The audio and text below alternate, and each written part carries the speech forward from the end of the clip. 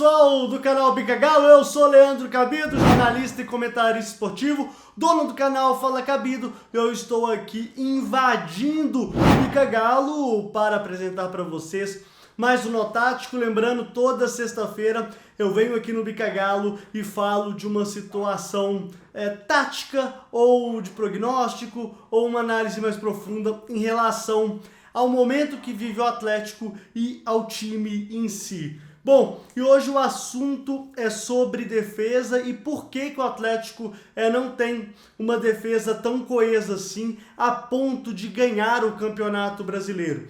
Antes de eu começar o vídeo, de fato, já entra no Fala Cabido, já se inscreva por lá, o link está na descrição. Essa semana eu praticamente só falei do Atlético e é óbvio, vocês têm que entrarem aqui também no Bica Galo, se inscreverem e darem o sininho também de notificação. Bom, e por que o Atlético não tem uma das melhores defesas do Campeonato Brasileiro? Antes de eu continuar, tá tendo obra aqui no andar de cima, tá tendo obra aqui atrás, então por favor me perdoem, eu vou tentar compensar com a minha voz, mas se vocês ouvirem alguma coisa como cachorros latindo, por favor, ignorem. Bom, voltando ao vídeo.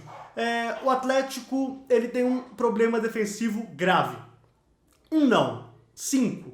Eu enumerei 5 problemas que o Atlético tem defensivos e eles são obviamente interligados. O primeiro é o posicional, né? É o esquema tático posicional que o Jorge Sampaoli coloca no time do Atlético. O Atlético ele varia muito de esquema tático, né? Ele sai de um 4-3-3, varia para um 4-2-3-1. Na sequência, ele já emenda trabalhando o time num 4-1-4-1 ou mesmo já viu o Atlético jogando num 5-3-2. Então, essa variação de esquemas atrapalha um pouco também a questão do entrosamento defensivo. E isso também condiciona ao segundo ponto, que é a postura tática do Atlético. Postura é diferente de esquema posicional. A postura é se o time marca mais alto, se o time marca mais baixo, se o time faz uma marcação mais mista.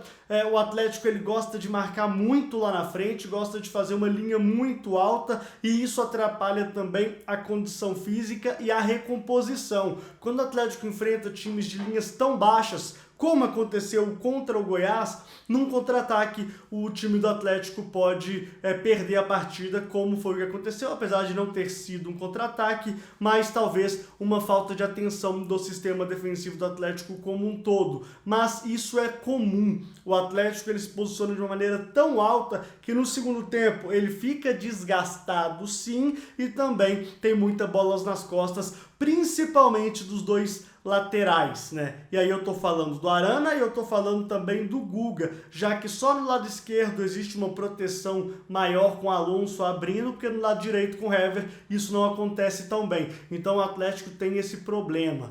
Outro fator, que é o terceiro já, que é importantíssimo para eu falar aqui, é sobre as características dos atletas. O Atlético tem jogadores de características defensivas que não são a prioridade do jogo. Basicamente é isso. Você vê o time do meio campo para frente basicamente servindo essencialmente ao ataque. É um time que prioriza em sua essência, prioriza na sua construção o jogo ofensivo. E eu não estou nem discutindo aqui se isso é bom, se isso é ruim. O que eu estou falando é que isso acontece. O Atlético ele tem esse problema. O Atlético ele não consegue desenrolar um padrão interessante porque os seus jogadores têm características ofensivas demais. Me fale você, caro espectador, caro internauta, cada inscrito aqui do Bica Galo, qual volante do Atlético é essencialmente defensivo? O Alan? O mais, talvez, né? Mas e, por exemplo, o Alan Franco?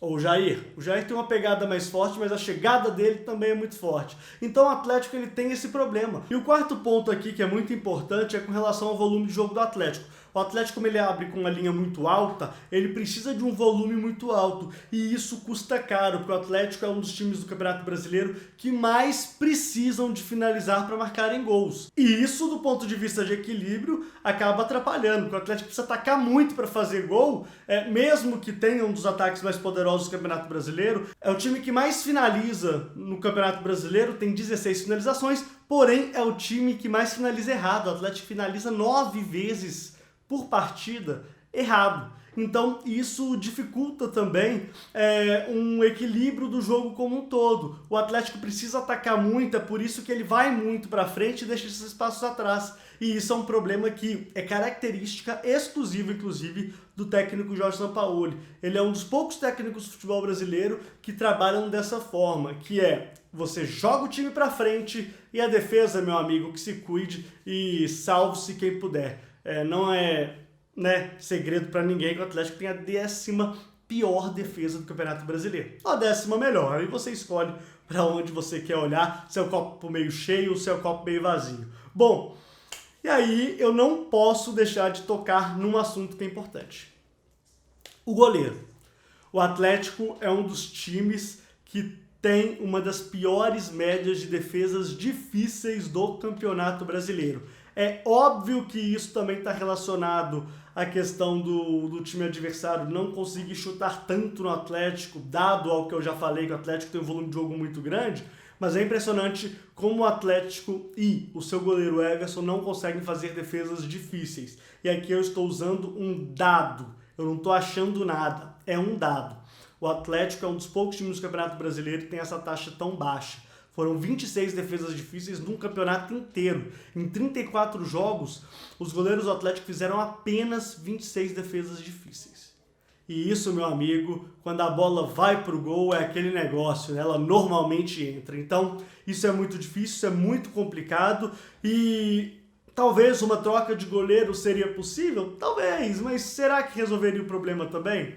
Não sei. Eu sei que o torcedor do Atlético gostaria muito de que o Rafael fosse seu goleiro titular, mas isso não vai acontecer não com o Jorge Sampaoli. Então, esses são os 5 pontos que eu considero fundamentais aí para o Atlético não ter uma defesa eficiente e elas precisam ser acertadas para a próxima temporada. Não há mais desculpas. O Atlético está investindo pesado para tentar não só arrumar a defesa, mas também fortalecer o ataque. Então, nas próximas semanas teremos novidades em relação a isso, com relação a grandes contratações, existem nomes sendo ventilados de maneira muito forte e vamos aguardar para ver como o Atlético vai se posicionar na temporada 2021, porque como eu já falei no meu canal no Fala Cabido, para mim a vaca deitou. Um abraço para vocês e até a próxima!